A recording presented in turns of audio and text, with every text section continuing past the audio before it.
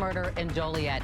8 people found shot to death. 8 people were killed. Killing 8 people. In the serene suburban tapestry of Joliet, Illinois, a narrative unfolds, one marred by the indelible marks of tragedy and loss.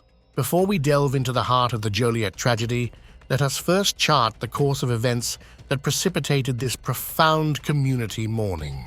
The story begins on a seemingly ordinary Sunday afternoon, yet the sequence of events would culminate in a tragedy that shook the foundations of this close-knit community. A gruesome mass murder in Joliet.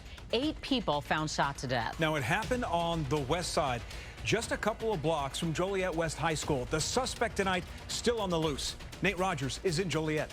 Outside of a convenience store in Natalia, southwest of San Antonio, and that's where the Medina County Sheriff believes the suspect killed himself after he was cornered by officers. 4:15 p.m. Sunday, the spark ignites. The quiet of Joliet is shattered in the 200 block of Davis Street, where a 42-year-old man falls victim to gunfire, suffering non-life-threatening injuries. Caught on surveillance, the incident appears isolated, a man shot in the leg after a brief encounter with a red Toyota Camry. Yet, this moment marks the beginning of a series of events that will unravel into a tale of horror.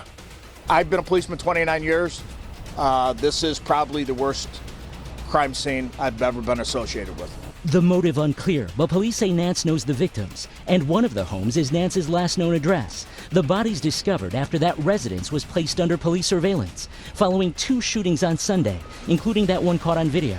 It shows a man getting supplies from his car in the 200 block of Davis Street in Joliet. When that Toyota pulls up, a few words are exchanged before the driver pulls away. But moments later, as the 42-year-old victim walks home, the driver pulls around and opens fire.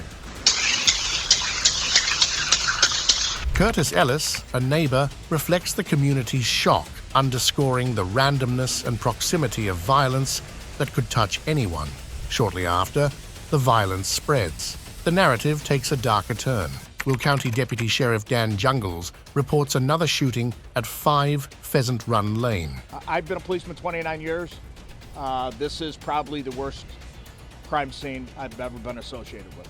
On behalf of the Joliet Police Department and the Will County Sheriff's Office, our hearts go out to the victims' families of this heinous crime.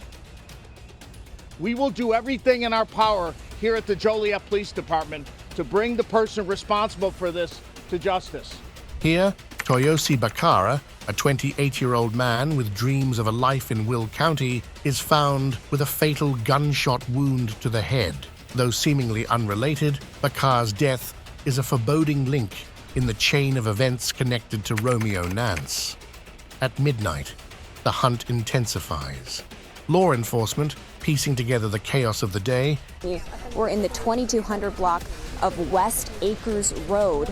But you can see that there are Joliet police on the scene here, crime scene unit. We're told that it involves 2 homes that are right across the street from each other, but we are still waiting for more details on exactly what happened. I do want to start, though, with this photo.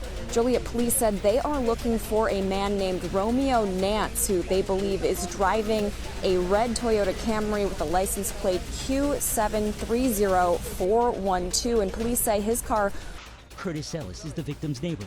My wife could have been out there taking groceries out of the car just like this guy was taking water out of his car. And it doesn't seem like he even knew the guy. Authorities say 10 minutes after that shooting, Nance shot another man in unincorporated Joliet Township who later died. Police say Nance is 6'2", 160 pounds. That red Toyota Camry has Illinois plate number Q730412. Sets up surveillance near Nance's last known address.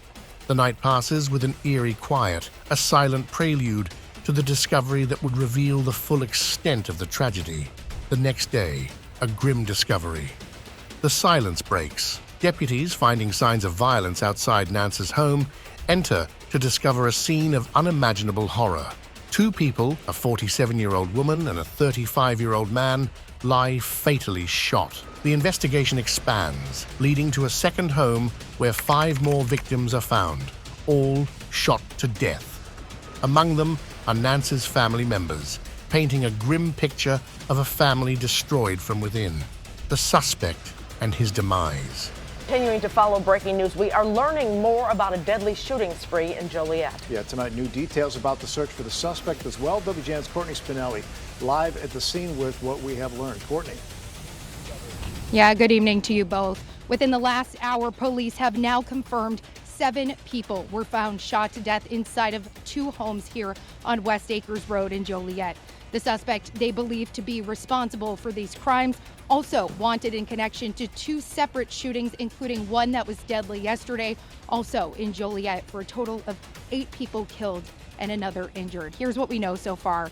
This all started with the Will County Sheriff's Office yesterday finding a 28-year-old man with a gunshot wound to his. Romeo Nance, a young man of 23 with a history of turmoil, would become the epicenter of an exhaustive law enforcement manhunt following the inexplicable shooting deaths of 8 souls.